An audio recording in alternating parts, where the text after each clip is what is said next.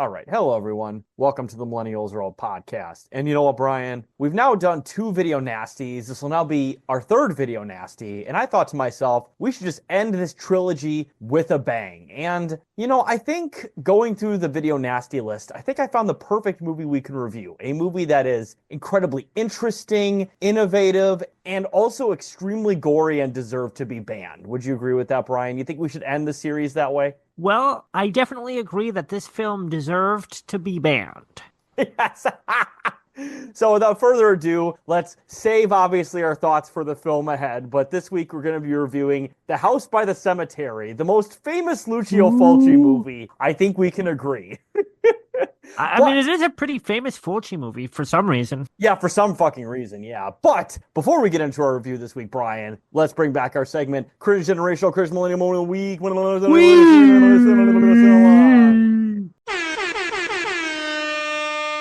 Woo! Whoa! Yeah! And you know what? This week, I was thinking about having a cringe generational segment relating to this movie. But you know what, Brian? I really couldn't think of anything. I'm genuinely serious. But something that I want to talk about when it comes to cringe generational segments, and I think we have to talk about the millennial to Zoomer battle that's been going on right now. Because to be honest with you, Zoomers have been mostly cringe recently. But Brian, an individual starting early this December, I mean, this is going to come out in fucking January sometime, but the most based Zoomer of all time did something really cool in New York City, if you know what I mean, Brian. And just like this movie, he's also Italian. Yes. Yes, one of Osama bin Laden's Italian relatives. Yes, but no, I think, and we've alluded to him many times. We've, put his give, send, go in the episode descriptions. But I want to finally have a segment on Luigi Mangione himself because he's based. But a lot of the analysis of him has been incredibly cringe. Some of the cringiest stuff I've seen in a long time. Almost all of it. I mean, there are exceptions. I have read and seen some good stuff. Almost every direction of analysis is incredibly frustrating because everyone's trying to they're trying to pathologize in a way that we don't have the information to do, or they're trying to fit him into various different ideologies that I don't think, again, we don't really know if he fits into. Very frustrating, kind of exhausting to listen to. But I do want to cover an article here that, you know what, it's rage bait, but it made me laugh really hard reading it. And it's been made fun of a bunch. Chapo had it on recently, but we have to talk about it. So this one is from The Root, and the header of their article says, Luigi Mangione isn't the brilliant thirst trap y'all made him out to be. By Madison J. Gray. And y'all ain't ready for that conversation. Oh no, the subheader is even better. It says, and I'm not kidding you, this is literally what it says. It said, this cat is being heralded as some type of brilliant rogue vigilante, probably because of his looks. Nah, son. Do you remember when, this was a real thing? Do you remember in, this is a while ago, Gamergate, early alt-right era, when people would make fake accounts of black people and be like, I'm a black woman, and they complain about Anita Sarkeesian? It's like that. I do think this is legitimately a black person, though, because The Root is a black publication. Yeah, it's really funny. But that's a very put-upon affect. Come on, why would you write that way? It's very desperate. It is. Oh, the article's even better. We're not going to read the whole thing, but there's some choice paragraphs I want to read because it's really funny. So the article starts off this way. The best line from the Godfather saga is from the second movie in the series. Michael Corleone says, if anything in this life is certain, if history has taught us anything, it is that you can kill anyone. Maybe Luigi Mangione took this really seriously when he decided Is this written by AI? Oh, and trust me, Brian, it's even better. Maybe Luigi Mangione took this really seriously when he decided to allegedly bust a cap in the back of United Healthcare CEO Brian I'm gonna kill myself. I'm gonna kill myself. I'm gonna kill myself. Oh my god, I'm gonna fucking kill myself, I swear to God. Some were shocked that a broad daylight killing could take place in Midtown Manhattan, one of the most monitored areas in the country. Others actually cheered the killing of the leader of a company that has gained infamy among regular people seeking reliable insurance. Yeah, we could describe maybe as infamy insurance and a monstrosity. Yeah, okay. Yeah. United Healthcare had a lot of ops. Yeah, only 100 million ops out there. Oh my God. This one's good too. Before Mangione's arrest, when only an unclear photo of him at a New York hostel circulated, people were hailing him as some kind of brilliant vigilante who struck a blow against the evil healthcare industry. Others were lusting over him harder than they do Timothy Chalamet. I don't think any of us necessarily thought he was brilliant. That wasn't really part of the thing. It was just that anyone had done anything against this monstrosity that's the private healthcare industry. I don't think anyone thought that he was this, probably some people, this, strategic genius. We just were so glad in this fucking miserable time, going into this miserable fucking year, halfway through this miserable decade, that something had happened. Something based had happened. Even the Monopoly money thing alone would have been the most based thing of all time, but he did so many based things along with the Monopoly money thing. I think it's pretty based. Some left to say it's pretty cringe and it's very Reddit and it's a little epic, but I thought it was a nice touch in my opinion. No, absolutely. So I'm going to skip much of the rest of the article here, but I do have a couple more paragraphs to end it here. It says, folks, especially white women. Are we calling white women folks now? Can we do that, as Felix said? Are white women folks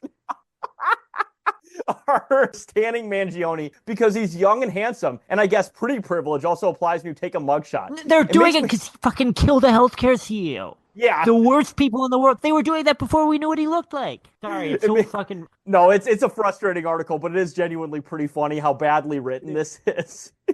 It was written by a child? Like a 13-year-old? Like a 13-year-old epic black kid or something. Yeah. Like Amanda Gorman, the fucking poet girl. Oh, see, I was going to say maybe this is the lady who wrote the "We Didn't Deserve Hillary as President" article. Oh, yeah. But that was definitely a white lady, so never mind. Oh, yeah. It makes me think of when serial killer Ted Bundy became a thirst trap for white women. One even went as far as marrying him and having a kid while he was on death row. These two things are not the same. The medical term for it is hybristophilia, and it's basically an attraction to really, really bad boys. And I've seen so many people conflate the, I guess, thirst trapping for Luigi to, like, Ted Bundy and, fucking Richard Ramirez or whatever. But, like, here's the thing is that Luigi Mangione, if you're going to kill somebody, he did it in maybe the most ethical way possible. Like, seriously. You are absolutely right. But let's simplify it even more than that. First of all, you're right. You are correct. He killed an objectively bad person. He left all innocent civilians out of it. He seems to have planned everything to minimize harm. But even beyond that, guess what? You know why people are attracted to him? Because he's a traditionally handsome, fit, hot young guy. It's not like he's fucking Jeffrey Dahmer and some weird girl. He's just a hot guy. Like, there are old pictures of him where he literally has a six-pack and he's buff. Like, yeah, no wonder people think he's hot, all right? Like, come on. He's got a great hairline, and he's 5'10", so he's not short. I mean, come on. His hair's, curly and a little wavy. It's just that's why people think he's hot. And obviously, people also think it's fucking based that, but even people that don't probably are conceding, as this article seems to be, that he's, quote-unquote, pretty. Oh, yeah. No, absolutely. God, how much did the fucking CIA pay the Root to publish this? These are the only black people left after the Black Panthers were all killed. Yeah, exactly. They borrowed someone from The Nation who was an informant for the CIA to have them write this. Yeah. And these last two paragraphs I want to highlight are so funny given all the recent things that have came out since this article. But it says, but it shouldn't come as a surprise because some of these same white women last month voted for a man who thinks their bodies are government property. But that's a whole other discussion. Yeah, then why the fuck are you talking about it in this article? Yeah, what the fuck? But that's exactly why. Because they have nothing to do with each other. But the only thing that centrists, who really at this point are right wing, can get to turn people against Mangione is by conflating him to these bad things that he has nothing to do with. Guess what? I wish we lived in a reality where someone taking violent action against the ruling class wasn't the only possible thing that we could get to make us feel better. I wish that we weren't at that point, but we are. He didn't put us at that point. We already were there. He just met the moment. No, and to be honest, he didn't even really mean it to and that's you know what I mean. No, yeah, exactly. And this last paragraph I want to highlight is so funny given what literally just happened as of recording. This last one is hilarious. Mangione is trying to fight extradition to New York. Well, he actually didn't fight it at all. Where he'll be arraigned and likely formally charged. He'll probably wind up in Rikers Island where, trust me, all that standing by the public won't protect bruh. And it's no, it literally did protect him. Inmates gave him fades. Inmates are chanting. They're like free Luigi at the jail, and they groomed him personally. Like, I mean, come on, they like Luigi. This is probably for them like equivalent of like killing a sheriff. No, they genuinely think that. That's why like fucking Jesse Waters Of like, I course. can't wait till he goes to jail because then you'll get raped or whatever. And it's like, you realize that the vast majority of like inmates in jail, as long as you're not like a chomo or something, they generally leave you alone unless you're purposely like a piece of shit. They're not like looking for targets who aren't people who are on the lowest rung of the fucking ladder. I mean, fucking seriously. Yeah, They they just think violence is everywhere in prison. Like somebody could be there, like who's on drug charges and who's like a veteran, and they think they're on the same level as like a pedophile or something. They think that violence is everywhere in prison because they believe that's the way it should be. Because to those people, that's part of the punishment of like the carceral system. No, absolutely. And this article is definitely perpetuating that. So, Mr. Madison J. Gray, fuck you. I'm just going to say that. And I do have one article I wanted to highlight. I'm not going to read it, but just the title of it is very funny. And this was like a couple days after the election. And it says, Black folks were behind Kamala. Now we need to get behind us. And guess what? That didn't happen either. And also, Black folks were not behind Kamala. Historically speaking, she had the least amount of Black support of any Democrat in decades. That's crazy.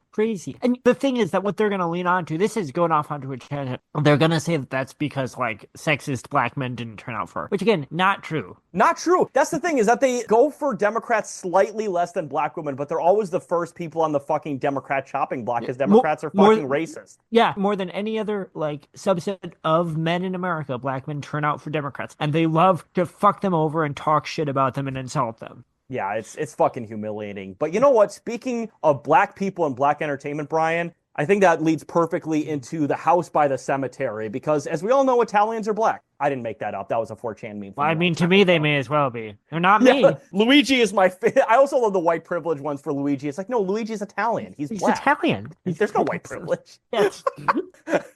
But anyways, let's get into the details of this fantastic movie. So once again, this is The House by the Cemetery. It came out in 1981. It was not rated in the US. And I wanted to highlight this movie as the final part of our trilogy of the Video Nasty series because we reviewed two movies that were pretty infamous, and especially the first one was very violent. The second one was a little violent depending on the scenes. But I wanted to highlight a movie that was both fairly violent and also incredibly shitty and boring. And I think this is a very shitty and boring movie. Would you agree with that, Brian? Yeah, this movie reminds me of, hear me out, it reminds me of nothing so much as Tomorrowland. A movie with a very full world, full of texture and full of atmosphere and vibes where nothing happens.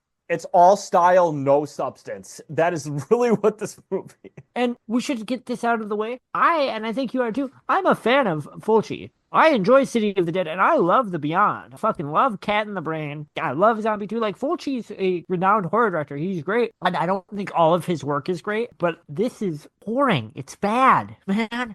It is, and I saw people be like, oh, this is Fulci's masterpiece. And I'm like, did we watch the same fucking movie? I saw more than a few. I didn't watch them. I should have, because I should have heard that perspective. I saw more than a few, like, YouTube videos, like, where people were saying, like, Fulci's masterpiece. I didn't watch them. I kind of wish I had. I don't understand. He's done good work, and this is not his good work. No, it's not. It is objectively not. But like I said, this movie was a video nasty. It was actually banned in the UK in 1984, and it was released with cuts ranging from 1988 to 2001, and it was released uncut in 2009, finally. Which is crazy to me because, yeah, there is some gore in this movie, but this movie's not really that fucking violent, to be honest with you.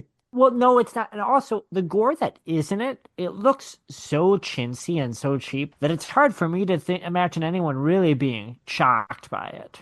It's pretty fucking terrible. There's a couple of gore shots that I think are solid, but most of it is just, I'm going to be honest, not very good. I think most of them, especially towards the end, there's some fun violence that looks pretty cool. But some of it looks just, I mean, like, some of it, like you said, it's relatively gruesome, but it also just looks kind of stupid. It does, yeah. Like, one thing I'll say about, say, Driller Killers, there's not a lot of gore in it. In fact, it's a pretty tame film. But when there is gore, like, it looks pretty rough. I just don't think... It looks disturbing, yeah. But in The House by the Cemetery, it looks very fake. And it's like, well, why be so outraged about this? It's like a cartoon. But yeah, we keep talking about Lucio Fulci. Once again, this movie is directed by him. The screenplay was by, and these are incredible Italian names, Dardano Sacchetti, Giorgio Maurizio, and Eliza Livia Briganti. Just incredible fucking Italian names. I love it. Giorgio Spaghetti is my favorite name. Yeah.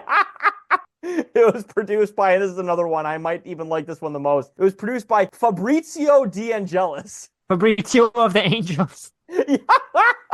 And, like, I'm sorry, these are ridiculously Italian names, like Luigi Mangione. Yes. And so we're talking about Lucio Fulci. So he was a director, screenwriter, and actor, and he's most known for, as we mentioned, movies like Zombie 2, Contraband, this film, New York Ripper, The Beyond, City of the Living Dead, and a lot of other movies he made that weren't nearly as famous as the ones I mentioned. But he definitely was, of course, a very renowned Italian horror director, along with people like fucking Dario Argento and Mario Bava and stuff like that. And then we mentioned the Argento influence looms heavy over this film. Oh, it does. It is a B-grade Argento. So Dardano Sacchetti is a screenwriter who mainly worked on Lamberto Bava, who was actually Mario Bava's son, Fulci and Argento movies. Giorgio Maurizio was a screenwriter and director who mainly worked as a screenwriter for Fulci in the 80s. And Eliza Briganti was a writer most known for writing this movie and Zombie 2. And Fabrizio De Angelis is a producer most known for working with Joe D'Amato, Fulci, and Enzo Castellari. Movie is 86 minutes long. Thankfully, it is a short film. It is not an overly long film. I mean, it feels like it's forever, but thankfully it's fairly short. And it had a budget of about 600 million lira, and it grossed 1.4 billion lira. And I did not bother converting because I have no idea what that means. But either way, a movie made a profit, seemingly. On Rotten Tomatoes, it has a 40% critic score and a 48% audience score. So both critics and audiences were pretty middling on this movie, which makes sense. Once again, it's just not very good. I think this is Fulci's most commercially successful theatrical run that he ever had. I believe so, yes. I'm guessing is off of the reputation of The Beyond, which is a pretty well-regarded cult classic. Did this movie come out first, or was it Zombie 2? I think, no, Zombie 2 came out first. Okay, so yeah, definitely from The Beyond and Zombie 2, I'm sure there was obviously quite a lot of notoriety from that. And then let's finally get into the synopsis here. It's going to be a fairly short one because, frankly, not a whole lot fucking happens in this movie. It's a basic haunted house monster movie that's, once again, not all that interesting. So the beginning of the movie is a woman's looking for a boyfriend in an abandoned house. For whatever reason, she's like, "Where are you?" And it's like, by the way, this house couldn't look more, like, fucking weird. So why is a boyfriend and girlfriend in this house? I don't even understand. Like, they're not like urban explorers or anything. There's like no reason for them to be around this fucking house. Why would you take your girlfriend here to get all hot and heavy with her in the scariest house in the fucking world? Let me find a place that smells like assholes, mothballs, and dead bodies to get my girlfriend fucking hot and horny. Giant spiders in the fucking corners of the pillars everywhere. As, you know, James Rolfe would say, boo haunted house. This is the most boo haunted house fucking place I've ever seen. Truly. I actually like the look of the haunted house. I like in this early scene, as far as, you know, we talk about setting up atmosphere. This scene looks pretty cool. It's got cool music, just the performance. And I know we're watching a dubbed version, but this lady's performance is not good. Also, just not really a good establishing scene for where, I mean, it looks cool, I think, but that's about it. Yeah, and the girl's like, she like sees her dead boyfriend's body, screams, then she gets a knife in the head that somehow curves into like going through her mouth, even though that was not the curvature of where the blade went. I noticed that immediately. I'm like, how the fuck did that happen? It is a ridiculous death scene and not in a cool way. It looks very cheap and it looks bad. It really sets the tone. I mean, it's a pretty grisly act of violence, but again, it looks so stupid in the movie that it's hard to be shaken by it, in my opinion. And yeah, it sets the tone for what we're in for with this film. No, absolutely. And then speaking of what we're in for, Brian, we're finally going to meet our central characters here. So meanwhile, Bob, played by Giovanni Fressa, and we're talking about the dubbing, right? The dub for Bob is maybe the worst dubbing I've ever heard in my entire life. I hate the actor who dubbed Bob. Yeah. Reminds me of a voice in like an early 90s, late 80s anime, like a localized anime. Yeah, it is fucking garbage. Terrible. And the trivia fact I had here is that there's a girl that we'll talk about later on, but there's a little boy and a little girl. They were the only actors in this entire movie who couldn't speak English. So Lucio was just like, I don't want to get new kids for this role, I guess. So we're just going to dub the whole movie in English, even though everybody else was speaking English. Yeah, they couldn't have found another kid. I don't know. Just makes no sense. And it makes the movie just fall flat to me because these people are clearly, if you read their lips, they're clearly speaking English, but the dub doesn't even match. It's awful. Well, that doesn't in itself necessarily bother me. Sometimes that's how movies, especially B movies, were dubbed back in the day. It more just frustrates me. Why dub all the voices? Why not just dub the kids? Why not just get another kid? Just get another kid. Seriously, Jesus fucking Christ. But yeah, so Bob and his father Norman, played by Paolo Malco, and Lucy, played by Catriona McCall, move into a house in New Whitby, Massachusetts. Norman's ex-colleague, Dr. Peterson, who murdered his mistress before committing suicide, was the previous owner. And by the way, if we're already going through all these plot points that are just like, what the fuck does this have to do with anything? It doesn't. It's just a bunch of horror movie tropes that all mashed into one fucking movie. So get ready for that. There's so many stupid horror tropes in here that just don't work. It's like the sleep token of horror tropes. It really is kind of like walking through like a list of notes of like supernatural horror. And it's done clearly by someone who knows a lot about the genre and is going like, well, we have to hit this mark and hit this mark. So the Massachusetts setting gives up the ghost pretty early on. This film is trying to be, to some degree, Lovecraftian. The issue with that is that Lovecraft's horror is effective because it transcends the physical, right? It's about a sense of like cosmos, a sense of like infinity making you infinitesimally small. I think this film is like striving for that. And, you know, like I said, there is some cool settings and some cool vibes, but the horror in The House by the Cemetery is so immediate. It's so physical. In addition, it's not well done, but it's so physical. It's so, there's, you know, some people are dying, people are being killed. And I guess I don't understand the point of trying to make a Lovecraft tribute if you're misunderstanding the point of what makes Lovecraft scary so deeply. Well, and that's the thing, Brian, is that as Lovecraft would say if he watched this, is like, why are the WAPs trying to understand me? They clearly don't get it. Because that's what also worked with Lovecraft, is because he was really racist. Oh. Well, I mean, that is literally like one of the main motivating factors that made him feel afraid of the world. That's a good take. That could be why Fulci doesn't understand what makes Lovecraft scary. Is because he's got that Fredo brain. Yeah.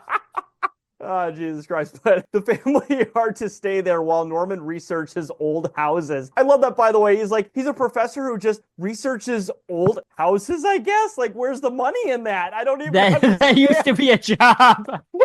The economy that was the job. That was the job before Reagan came along. Yeah, he deregulated so good. Before he deregulated the house researching industry. You used to be able to buy a house and 2 cars for a family off of house researching. As a smother pack, Bob notices the girl in the house is photographed. In New Whitby, Boston, Bob waits in his parents' car while they collect the house keys. The girl from the photograph, Mae Fraudstein, which is great because it's like, I love that, by the way, Fraudstein, just a great last name. Like, Fraudstein. I think that was the guy who stole all that crypto money, wasn't it recently? Sam Bankman-Fraudstein? Yeah, Fraudstein is what I call all psychiatrists that I meet, that I'm forced to talk to. But she appears across the street and warns him to stay away. Only Bob can see her, of course. In the real estate office, Miss Gittleston, played by Dagmar Lassender, is annoyed when her colleague hands the couple the Freudstein keys. She insists it's called Oak Mansion and promises to find the boy as a babysitter. That's, by the way, that's the most realistic part of the movie, is like a scummy realtor is like, yeah, take this house, it's awesome. And they get there and it's like full of shit. That's what I was thinking too, is that they get finagled into buying an evil house and the realtor is like, whatever, it's fine. Yeah, we'll just rename it. That's the true horror. Exactly. Yeah, shitty home ownership. That is definitely the American horror, that's for sure. That's a lesser version of a theme expanded on in the Amityville Horror. Hey, at least millennials will never have to know that horror. The Amityville studio apartment. Yeah, the Amityville 3 roommate situation. The Amityville necessary polycule. Yeah. Oak Mansion is in a poor state of repair. The cellar door is locked and nailed shut. Someone arrives and introduces herself as Anna, the babysitter, played by Ania Pironi. That night, Norman hears noises and finds Anne unblocking the cellar door. The next day, Norman goes to the library to peruse Peterson's materials. The chief librarian appears to recognize him, but Norman claims he is mistaken. The assistant librarian then informs Norman that Peterson conducted private research at the house. He studied records of area disappearances and other demographic data. By the way, once again, all these horror tropes come together and they don't mean anything. Like, there's so much mystery, but it's never expounded upon. It just exists. That's the thing. It's like a fart in the air. Yeah, no, all these horror tropes, they don't come together. We're going through a checklist of a little bit of Lovecraft, a lot of Henry James. If you're familiar with Henry James' Turn of a Screw, borrowing a lot from this, borrowing a little bit, I would say, even from more recent horror, a little bit of Ray Bradbury and a little bit of The Shining, I would say. But it doesn't really tie up towards anything. It's more just like, it's kind of like you're walking through a Halloween haunted house and you're seeing a variety of haunted house tropes. Exactly. Once again, as James Rolfe would say, boo haunted house, and that's this movie, boo haunted house. Boo Haunted House, or as late friend of the podcast, Lotax, would bring up, Ghost House. R.I.P. Yeah, R.I.P. We just killed the club. No. May shows Bob's tombstone on the ground, marked Mary Fraudstein, and says she is not buried there. Indoors, Lucy finds the tombstone of Jacob Fraudstein while sweeping the hallway. Norman later reassures her that it is normal for some older houses to have indoor tombs. No, it's not! What the fuck are you talking about?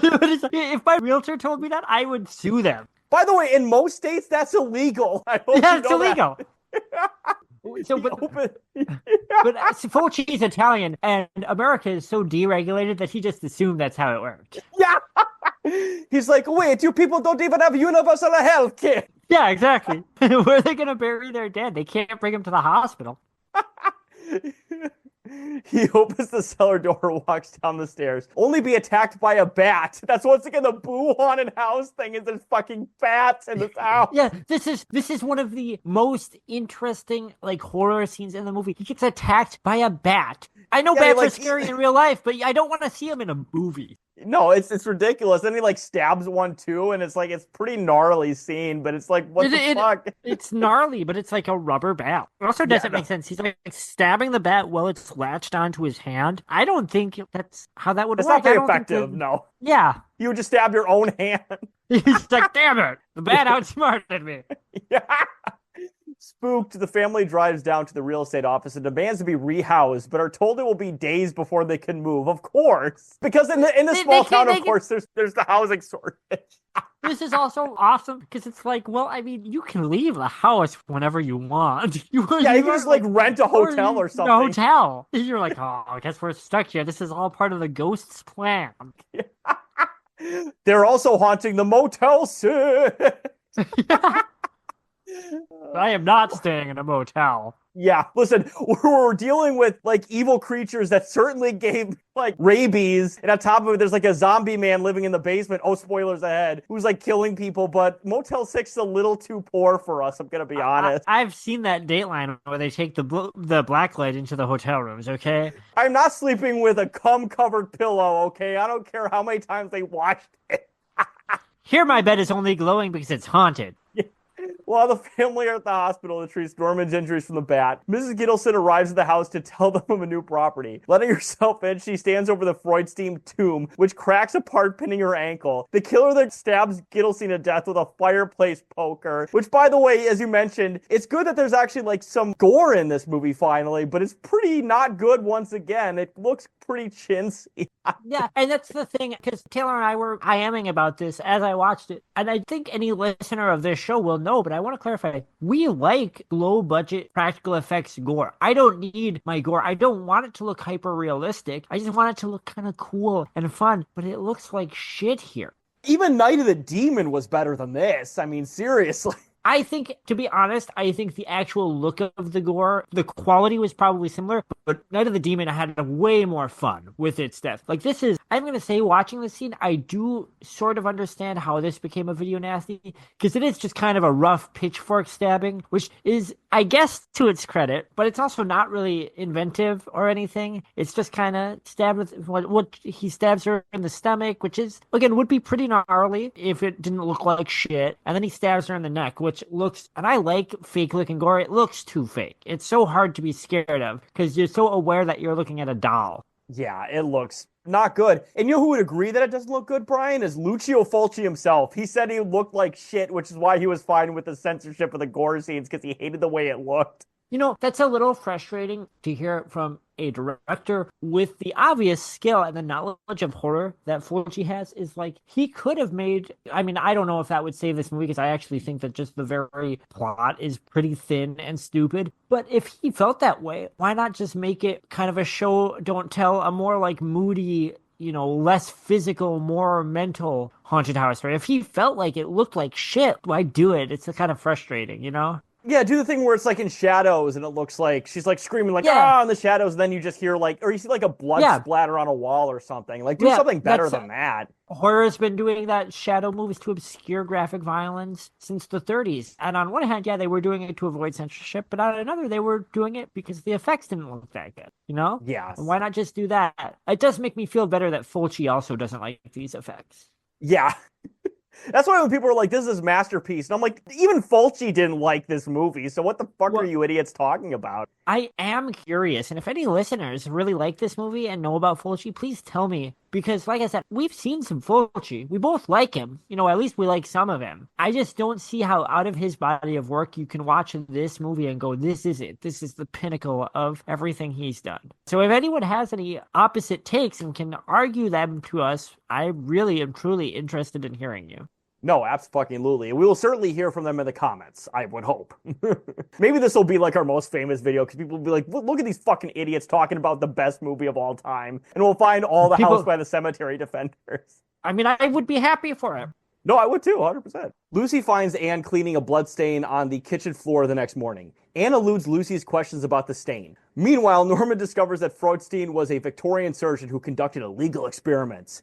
Norman must travel to New York to research Freudstein. On the way, he visits the library and finds an audio cassette of Peterson's, which actually is definitely one of the better moments of the movie is the audio tape. Although the dubbing is still not great, but it's definitely some of the better dubbing in this movie for sure. Well, I mean, part of the reason the dubbing is better is because it's a voice over a tape and it's not matched up to, a moving mouth. No, this is actually... So I'm a big fan of the spooky voice recording discovery kind of trope in horror. I like stuff like that. This is a pretty cool scene. It's cool seeing our protagonist hear this backstory and get the full realization of what's going on. But the voice acting is a little too hokey, which would be fine if I thought that's what the movie was going for. But I truly believe that this movie is going for a kind of highbrow, supernatural horror thing. It's clearly going for that sort of, again, that Lovecraft, Henry James kind of vibe. If it's aiming for that, it's failing pretty miserably. Yeah, I would 100% fucking agree with that. I think in regards to serious horror, I think this movie drops the ball in pretty much every conceivable way.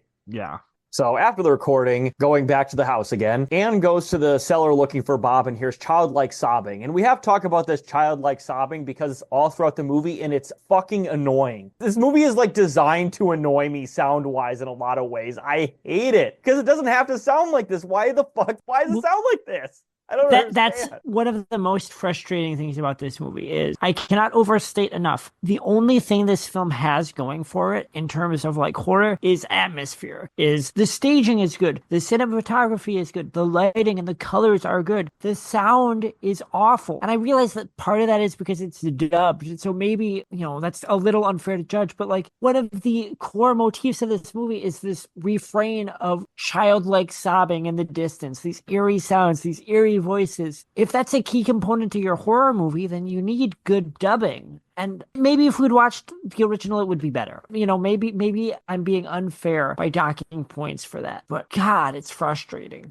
It is. It's absolutely fucking frustrating. And I did want to find a copy that was originally in Italian that had good subtitles, but the subtitles were all garbage. So I was like, shit, I guess we got to do the dub. Yeah. That was a choice I wanted to do initially because it is bad, but I'm like, let me at least try the Italian one first. But the subtitles were garbage. So I'm like, I don't know about that.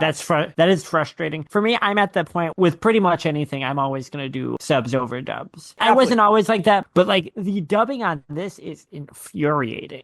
It's really fucking terrible. And we cannot emphasize enough how bad the dub is in this movie. It is awful. If any Italian-speaking, fluent in Italian horror aficionados want to do a high-quality, fan-made subtitle for this film, please do. Please do. The horror community, 100%. I'm sure, will thank you.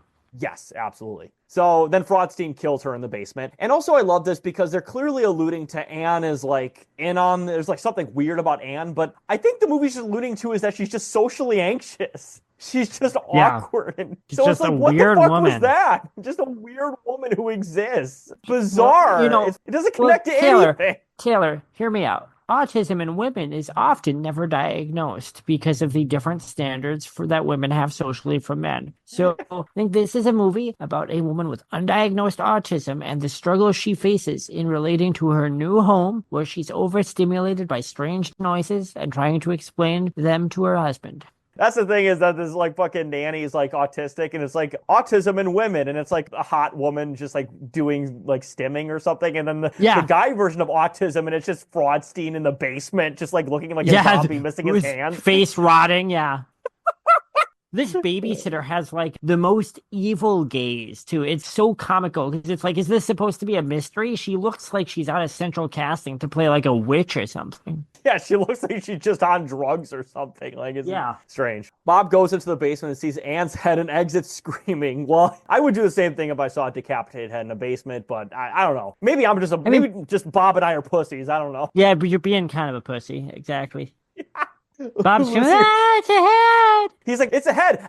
Ah! And he does the soy.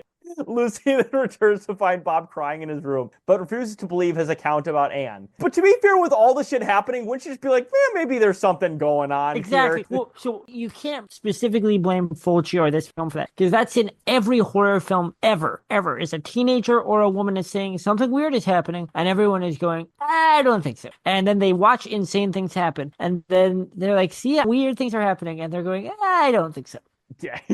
That evening, Bob returns to the cellar looking for Anne, but gets locked in. Lucy hears Bob's cries and tries to open the cellar door. Norman returns and hacks the door with a hatchet when she cannot open it. Which I love this, by the way, because all this is going, because is that the scene where like the eyes show up and it looks stupid? Yeah, it's so like fucking like the Scooby-Doo eyes at the beginning of Scooby-Doo, Where Are You? Yeah. Yeah, it's awesome. And then on top of it, he's like hacking at the door, but like Fraudstein's like putting his head against the door, so you think he's gonna like hack his own son to death or something. That's kind of an effective, Christ. Like if it was more well done, I would say that could be a pretty tense scene, but I don't think it's effectively done, to be honest.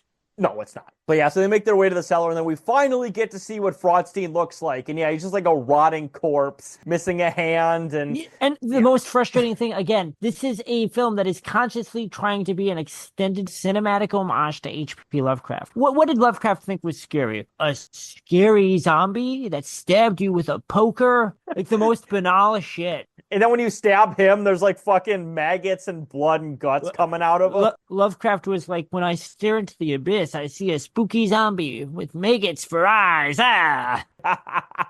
But yeah, so this whole carnage scene happens. Bob's parents die. Bob barely gets out. And then at the end, he gets out of the cracked tombstone, because remember, that's part of the flooring of the fucking living room. Yeah, it's just a thing in our house. Here's a cracked tombstone where, by the way, our good friend Dr. Fraudstein lives. And it's like, what is he doing? It's like, he's just existing. Once again, it's just an autism and men meme. Once again, he's just sitting there rotting in a base. Yeah, you came into his space. If he had a voice, he would have been like, where's my nuggies? He's just hanging out with like Demonius X is just around there for some reason. Yeah. I still love that one where Felix. Yes, I was in the Fiat forum in the basement, and I was owning every single one of you little bitches before you moved into my haunted house. I love the one where Felix is like talking about fucking like just some video where he's like playing GTA. He's like, he sets a woman on fire. He's like, that's a toasted bitch or something. Demonius, bro. The best was when Demonius came back. Was Demonius X the guy who set that woman on fire in the New York City subway? Nah, Demonius came back as a based lib, a sexist based lib. Yeah. Did you know that? That is true. He came back. That is true. Yeah, he's like, I'm not racist anymore. Still misogynist. But I'm still a misogynist, but I am open to a good debate with women in addition to men. And it was like, all right, I guess that's growth, man. 38 years old, and you're like, I'm willing to discuss women's humanity with them. Hey, to be fair, there's plenty of 58-year-old guys who aren't ready to have that conversation. Y'all aren't ready to have that conversation. Demonius is going, y'all aren't ready to have that conversation. Yeah. But yeah, after all the carnage, he makes it out of there. And then May shows up. They're all like, I don't know what the fuck it is. I think it's implying that Bob actually died, but he's being brought into like a ghost universe or something. Yeah. It's weird. Yeah. And then the movie ends with a weird quote that's like, is it that monsters are children or children are monsters or something? I'm like, what the fuck was that? It's Henry James, right? Yeah, I think so. Yeah. Yeah, it's Henry James. It's from Turn of the Screw, which is another pretty big influence on this, which in the context of that story is a pretty good, creepy, kind of, semi-deep quote. In this movie, it's meaningless because I'm sorry, there's no indication that any of the children carry out any monstrosities in this movie. Yeah, because like what? There's like two little kids and they're like completely innocent. Like, what the fuck are you talking about? Right, because the girl, Bob's little girlfriend, is like a ghost, right? But she's like a good ghost, right? Yeah, in the vein of like Stephen King or something. Yeah, that's what I was thinking as well. I also want to say, who calls their small little child Bob? Yeah, we You're have to Robbie talk or about Bobby. If I was named Bob as like a 6-year-old, I would hate my parents. It would ruin a child's life. Bob. No, you're Robbie or Bobby, and then maybe as you get into like your 20s or 30s, maybe you become Bob. Really, you should pivot to Robert once you become an adult. Yes. That's the thing, though, is that Bob is the name of like a middle-aged, like middle manager, like balding in the Midwest. Runs like a hardware store. Yeah, that's the classic song that used to be on Dr. Demento. The doctors won't examine you and the women won't go out with you. And if you change the letters backwards, it still says Bob. Well, speaking of things that Bob would absolutely love, before we get to our final thoughts, and I know we've already had some thoughts here, but I want to get into a couple Amazon reviews. Now, this section is going to be pretty short because honestly, the Amazon reviews for this were pretty bad. They weren't very interesting. There weren't that many of them, but I do have a couple funny ones here. I got two specifically, actually, to clarify. So our first review here is from Digital Man, who gives us 5 stars. And the head of the review says, worth every ONE. And I think they meant penny, but they put ONE. So sure, why not? It's a new form of currency that's replacing the penny. All right, off to a good start.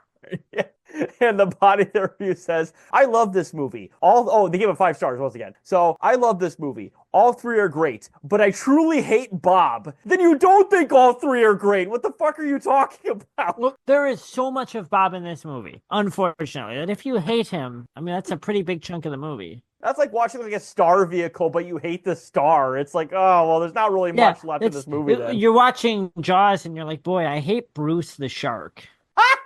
You're watching fucking Nightmare on Elm Street. You're like, man, Freddy's cringe. Like, you're not going to like the rest of everything else in this is cool, but Robert Englund is annoying. I love Night of the Demon, but the Sasquatch is giving me the ick. I wish it was just a movie about people hanging out in the woods. Just telling like spooky campfire stories with no violence. Yeah, I wish I got to see that guy take his dick out to take a piss, but he didn't get it ripped off. Yeah, I love seeing people have impromptu piss sessions in rural settings. It's not even a sex thing. I just like seeing that.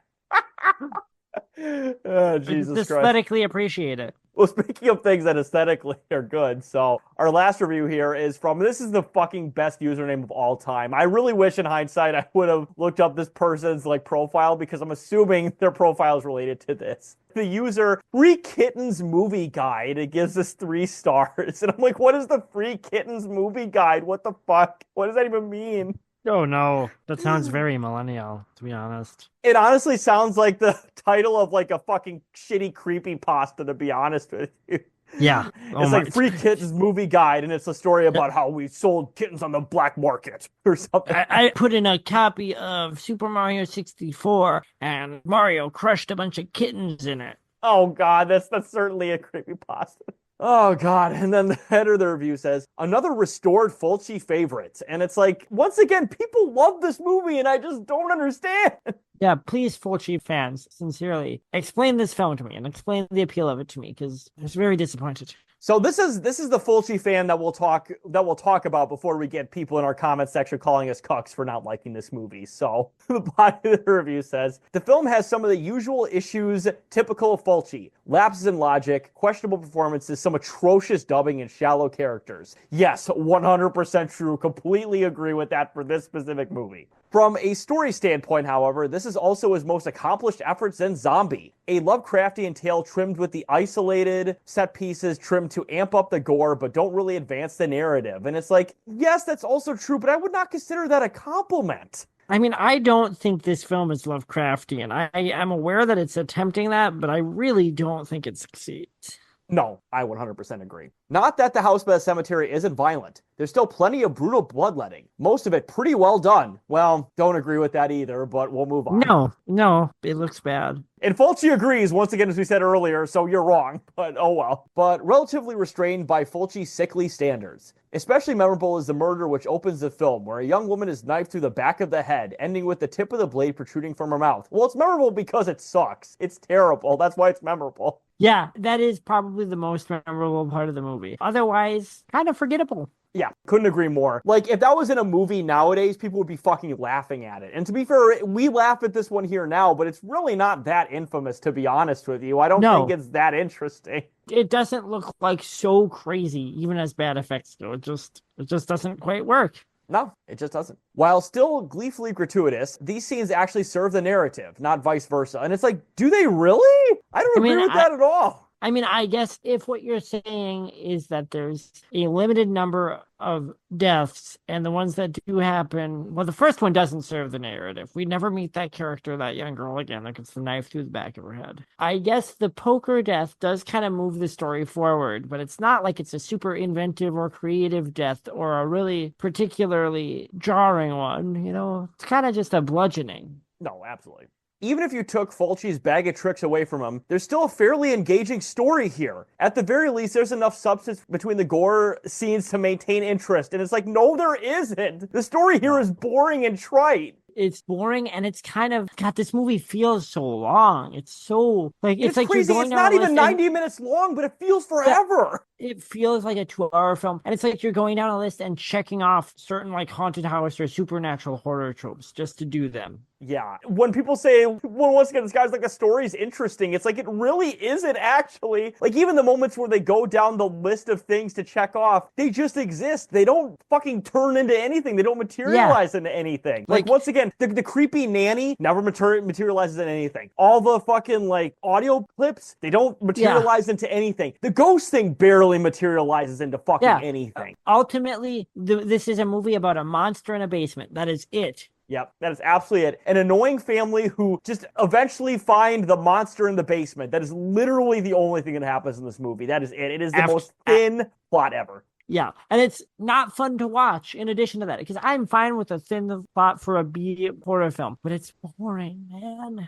It is. The emphasis on atmosphere helps immensely. For the most part, the film features impressive cinematography and haunting imagery, both of which are enhanced by a moody score from Walter Rizzati, whose sonic palette is more varied than Fulci's usual collaborator, Fabio Frizzi. Now, here's the thing. I actually do like a lot of the actual songs in this movie. I do actually like them. I think they're kind of cool. They're like almost like proto like Nintendo core at certain points. Yeah, like cool, they kind sound of gothic synth music. Yeah. But I wouldn't agree that the emphasis on atmosphere helps. I think it actually it contrasts with the starkness of how boring the plot is. That everything looks great, but there's just no substance. I think that actually makes the movie worse in a lot of ways, even though the atmosphere in this movie, I would say, is actually pretty solid, in all honesty. No, I agree. It's like good lighting, good cinematography, good atmosphere, good vibes, but you're watching nothing happen with all this atmosphere. As I mentioned earlier, and another thing that will get us canceled along with our approval of Luigi here, but I mentioned this to you in the chat earlier. It's like when people try to critique Hitler's paintings. Like, yes, there's some competency. Some of them are even great, but let's be honest, there's no soul to them. There's no perspective. No, it's literally just the mechanics of painting. And this is like Fulci. To me, it's him making the mechanics of making a supernatural horror film. Exactly. And yeah, I mean, that's the thing is that, like, if Fulci was like, hey, I'm just going to do cinematography and no plot, it'd be like perfect in this movie. Just like if Hitler wanted to be an architect instead of a dictator and painter, it'd be like fantastic. But that's not the fucking route we went with this movie, I guess. I'm saying this movie is worse than Hitler. I'm kidding. It's not that bad. Finally, someone said it. Yeah. This should have been the real matchup with Hitler instead of Mussolini. It should have been Hitler and Fulci. This is the true evil Italian of our time. Yes. But, you know, to put home a point of how boring this movie is, that also emphasizes, like, how bullshit the video nasties outrage was. This is not like an outrageous horror film, even for the time. It's boring. I mean, there's some gore in it, but it's not like Blood Feast, which came out about 15 years earlier. It's a bunch of, you know, frumpy British people that got a wild hair up their ass about videotapes existing, I guess. No, exactly. And out of the three video nasties you reviewed, I would definitely say this is my least favorite by quite a bit, if I'm being honest. Easily, easily.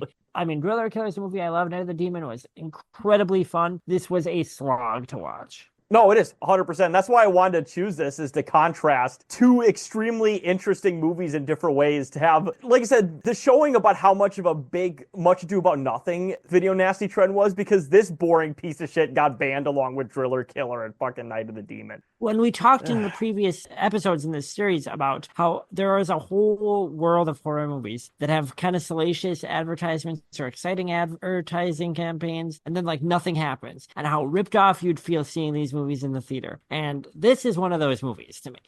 No, 100%. So just to finish off the review here real quick. So while I wouldn't go as far to say The House by the Cemetery is a great film, it approaches good more often than not. It still suffers from some of the trappings that have torpedoed most Fulci films, but a decent story and suitably moody tone go a long way in glossing over the rough spots, including child character Bob's daffy dubbing, which it's a great way to end it, because once again, we complained about his dubbing because his dubbing is awful. But those are our two Amazon reviews. Now, to get into our final thoughts before we get to our pluggables here. So once again, I chose this movie because I wanted to highlight, of course, how ridiculous the video nasty trend was, how just stupid and spurious a lot of it was. Because once again, if you thought this film was like a pile of like violent shit and was gonna like perturb the youth or whatever and make them all into serial killers, you would just never talk about this movie. Because this movie's so fucking boring, it wouldn't inspire anybody to do fucking anything. Like, seriously. Yeah, this movie is a pile of crap. For the three that we reviewed, in my opinion, I think this is easily Lucio Fulci's worst movie that I've seen. Easily. It's the worst Fulci film I've seen. Like I said, there is some technically good stuff. You can tell that Fulci knows how to make a good horror film. There's good atmosphere. There's a lot of good, cool lighting that's reminiscent of, other like Italian horror filmmakers like Argento for sure. But it's a boring movie. Maybe I don't get it. Like Taylor said, we saw people saying they love this movie. It's Fulci's masterpiece. I don't know how you could think that. I don't know how you could say that this is better than The Beyond or better than Zombie 2. It baffles me. Even better than like fucking New York Ripper or City of the Living Dead, which I would argue are far better than this. City of the Living Dead is not like a great horror film, but it is fun to watch, which I did not have fun with The House by the Cemetery. I just didn't.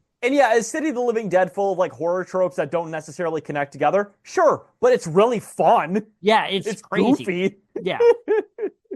This movie almost seems like it's aiming for kind of a more highbrow gothic horror, and it's kind of like punching above its weight class, in my opinion. Oh no, absolutely. Yeah, he was shooting for the stars, but instead he shot for the fucking ocean. Yeah. Oh, God. But yes, so that is our review of House by the Cemetery. So let's get into our pluggables here. So you can follow me at Carlos Chantor on twitter.com. And as well, please follow and subscribe to us on both our YouTube and our Spotify channel, where we are uploading every episode simultaneously to both platforms. And as well as always, please support our good friends Scott, Sean, and Robert, who are creating a fantastic series. They have one episode out on YouTube. They have a total of 10 episodes that they want to release for their series. So please help support them. They've been great friends to us. They've been great friends to the show. And of course, as always, if you donate to their campaign, of course, the holiday season as of recording this episode, but it'll be well into the new year by then. But if you donate to their campaign and just, send us a YouTube comment, send us an email, just show us proof that you donate to the campaign, we will, within reason, about $20-25, match your donation to this campaign. So please donate to the campaign, because we want to help our good friends Scott, Sean, and Robert and help finish their fantastic series. Please go on YouTube and watch their pilot episode for Lucifer and the Father, so you can see also why we want to support them. It's very ambitious. It's very cool. And, we're in the AI era now. You got to support independent artists who have ambitious visions. I'm being totally genuine with this, because it's not going to get any easier for just working actors and creators like them, Exactly. And before you get to your pluggables, Brian, I just remembered one more. So, of course, we mentioned Luigi. We mentioned AI and people who did not create AI art, but they created in-person art. So, once again, we want to give Luigi's unofficial crowdfund in the episode description, as we've been doing recently, because even if he doesn't accept it, the people who raised it, I know apparently Jamie Peck from Antifada, and as well a very famous leftist, is involved in this crowdfund. And I do trust her. I met her in person. She's really cool. She's also really hot.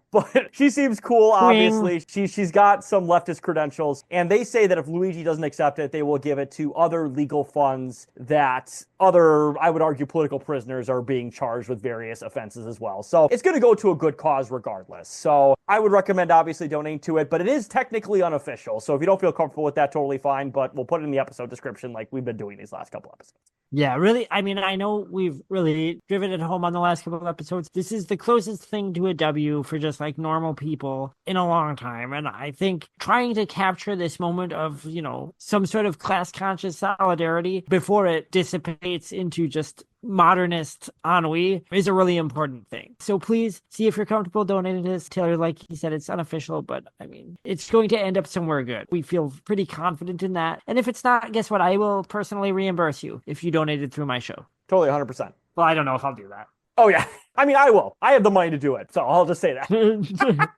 But yes, Brian, do you have any pluggables of your own? Follow me personally at JLoBiafra on Instagram and Threads, but likewise, and more importantly, follow Millennials Are Old podcast on Facebook and follow Millennials Are Old pod, all one word, on Instagram and Threads. The two accounts are linked. The Threads IG account is the best way to reach out to me if you want to communicate about the podcast, if you want to send us cringe that we can talk about, or even just if you want to harass me, if you want to yell at me because I didn't understand Fulci's work or The House by the Cemetery, if you want to get mad at me because I was mean about, I don't know, what else have I talked shit about? What did that like screamo hair metal band? I don't care. Follow us at Millennials Are Old pod on Instagram and Threads. That's the best way to do it. It's also the most effective way to harass me.